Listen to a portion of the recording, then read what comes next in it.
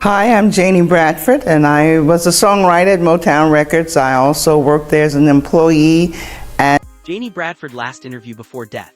Those words carry a special weight now, because the woman speaking in those later interviews could not have known that her reflections on Motown would one day become part of her own final legacy. Janie Bradford, the songwriter, music executive, philanthropist, and one of the earliest members of the Motown family, died on August 21, 2026 at the age of 87, following an extended illness at a Los Angeles hospital. Her passing marked the end of a remarkable life connected to one of the most influential chapters in American music history. Bradford may not have been as recognizable to the public as the singers whose records became legendary, but her contribution to Motown was significant. She was there during the company's earliest years when it was still a young Detroit operation trying to find its identity. Her memories therefore offered something that could not easily be recreated. A first-hand account of the people, personalities, struggles, friendships, and dreams that existed before Motown became a worldwide musical powerhouse. One of the most important publicly documented interviews with Bradford was conducted for the History Makers. She was interviewed on multiple occasions, including in 2019 and 2023, and later appeared in filmed conversations about Motown history. These interviews allowed Bradford to look back on a career that had begun decades earlier, and to explain what it was like to be part of Motown before the company became synonymous with American popular music. Born June 2, 1939 in Charleston, Missouri, Bradford grew up during a period when opportunities for Black Americans were severely restricted. Her childhood experiences, including the realities of segregation, shaped the person she would eventually become. She later moved to Detroit, where she attended the Detroit Institute of Technology and entered a completely different chapter of her life. Detroit was becoming an important center of Black culture, industry, and music, and Bradford found herself close to people who would soon transform the entertainment world. Her connection to Motown began in 1958. She initially worked as a secretary and receptionist, but her position quickly became much more important than a simple office job. Her connection to Berry Gordy came through singer Jackie Wilson, who was a neighbor of Bradford's sister in Detroit. Bradford became part of the Young Motown organization at a time when everyone had to contribute wherever they were needed. She wasn't simply sitting behind a desk. She became involved in songwriting, publishing, artist relations, and the creative developments surrounding the company. That is what made her later interviews so valuable. Bradford could talk about Motown from the perspective of someone who had actually lived through its earliest years. She remembered people before they became legends. She knew the environment in which artists were developing their careers, and she understood how much work went into creating the polished image that eventually reached audiences around the world. In her History Makers interviews, Bradford discussed her childhood, her family, her experiences with segregation, her move to Detroit, her early relationship with Motown, and the creation of money. She also reflected on the success of her songs and her experiences working with the company. Her recollections helped fill in the spaces between the famous photographs and well-known stories that audiences had heard for decades. There was something especially powerful about hearing Bradford describe those memories later in life. She wasn't trying to create a new career or promote a new record.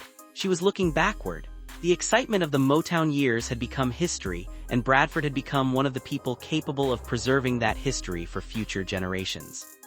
She also remembered some of the biggest names associated with Motown, including Marvin Gaye, Stevie Wonder, the Supremes, the Temptations, Martha and the Vandellas, the Four Tops, and many others. These artists would eventually become international stars, but Bradford knew the era before their stories had been completely written. Her perspective was therefore different from that of fans who discovered these performers after they were already famous. Her relationship with Berry Gordy was another important part of her story. Gordy later remembered Bradford as one of the people who helped build Motown during its earliest days. After her death, he described her as smart, witty, talented, determined, and someone who was willing to do whatever was necessary to help the company succeed. His words highlighted something that is sometimes forgotten when people look back at Motown. Enormous cultural movements are built by many people, not just the stars whose names appear on album covers. Bradford's career continued even after her years at Motown. She eventually served as director of writer relations and remained active in the entertainment community. She also became deeply involved in preserving musical history and supporting young talent. Through her Heroes and Legends Awards and Scholarship Initiative, she honored influential performers while helping young people pursue opportunities in music.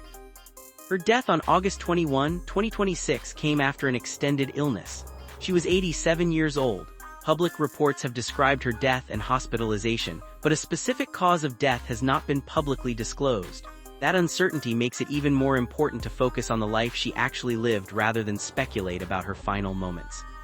When listeners hear "Money, That's What I Want" today, they may remember Barrett Strong's recording, Berry Gordy's role, or the later versions by famous British rock groups.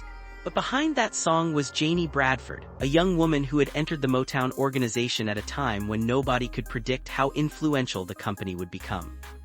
She started as a secretary and receptionist and became a songwriter, executive, mentor, and historian of the Motown experience. That journey is extraordinary because it shows how Bradford's influence extended far beyond the job title she originally held. She didn't need to become a household name to leave a permanent mark. Her contribution existed inside the songs, the relationships, the organization, and the memories she preserved. She was one of the people who helped create the environment in which Motown's greatest artists could flourish. And perhaps that is the greatest meaning behind her final interviews. They remind us that music history is not only about the people standing beneath the spotlight. It is also about the people behind the scenes who wrote songs, answered phones, organized offices, supported artists, negotiated relationships, protected memories, and believed in something before the rest of the world understood its importance. Janie Bradford was one of those people. She witnessed Motown before it became a legend, helped create music that survived generations, and spent her later years telling the stories of the people and the era she knew firsthand. Now that she is gone, those conversations have taken on a new significance. Her voice remains, her songs remain, the memories remain, and every time another generation discovers Motown, Janie Bradford's contribution becomes part of that discovery. She may have worked behind the scenes, but her legacy was never hidden. She helped write the story of Motown, and through her later interviews, she helped make sure that story would not be forgotten.